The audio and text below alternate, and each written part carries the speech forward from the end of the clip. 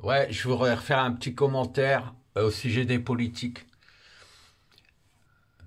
Il faut que vous compreniez, c'est important de le comprendre, que vous n'avez pas besoin des politiques. Vous n'avez pas besoin des hommes politiques. Ils font l'inverse de ce qu'il faut faire, c'est-à-dire que ces politiques protègent les intérêts des magouilleurs contre vous-même. Est-ce que dans une mairie, un employé de mairie communale sait ce qu'il a à faire? Oui.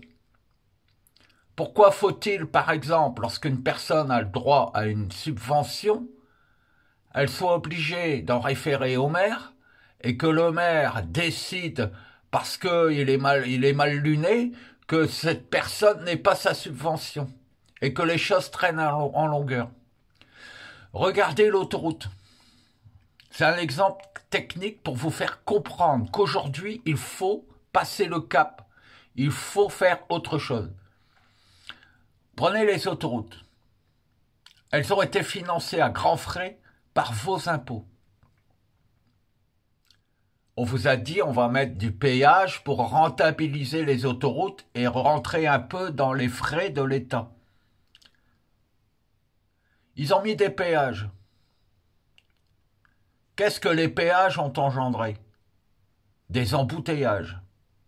D'accord? En dehors de ça, pour libérer l'État de la gestion des autoroutes, ils ont mis des entreprises privées. Ils ont cédé les autoroutes aux entreprises privées. Les entreprises privées s'occupent de récolter les fonds de vos péages. Donc ils vous bloquent, vous payez quelque chose que vous avez déjà payé, puisque c'est vos impôts qui ont servi à faire les autoroutes. Vous payez, et l'argent sert à payer ceux qui s'occupent des péages.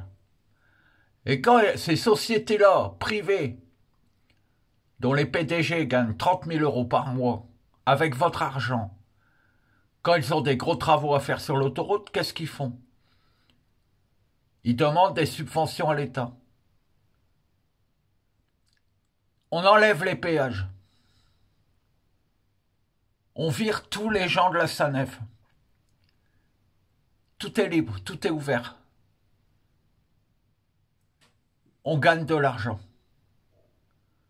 Parce que l'argent que vous n'allez pas dépenser à payer l'autoroute, vous allez le dépenser ailleurs, ça fera de la TVA, et cette TVA servira à entretenir les autoroutes. Vous voyez le principe? Eh bien, les hommes politiques, c'est pareil. À quoi ont servi les députés ces derniers mois?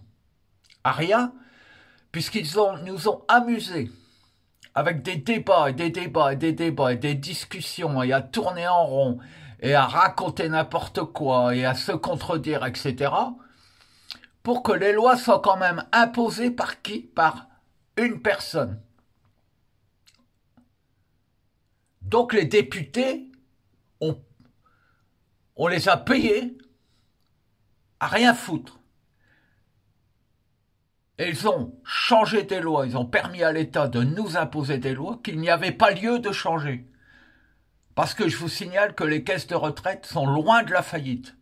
Parce qu'elles se sont bien organisées à l'époque et il n'y a absolument aucun problème de retraite pendant 50 ans. C'est une histoire qui vous a été racontée. Pour pouvoir détourner l'argent de vos retraites, pour payer des dessous de table aux députés. C'est tout. On doit absolument se passer de tout homme politique qui dit qu'il va gérer notre vie.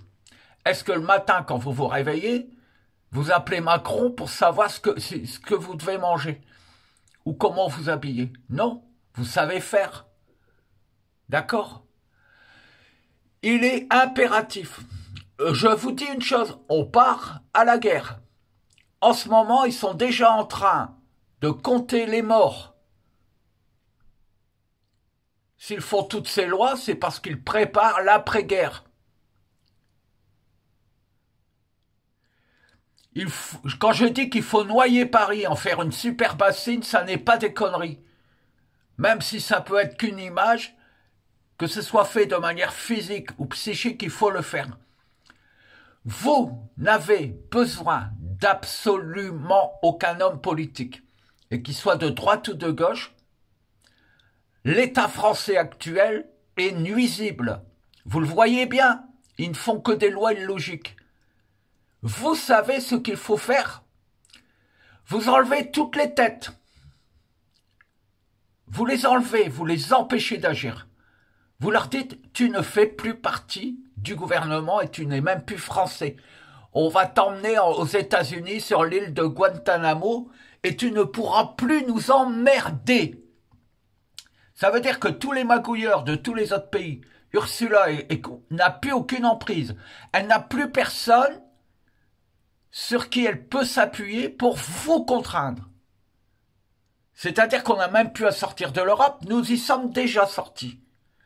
Et je vous signale, entre guillemets, qu'en fait, pour prouver ce que je dis, ils ont fait un référendum. Ils vous ont demandé s'il fallait signer les traités d'accord européens.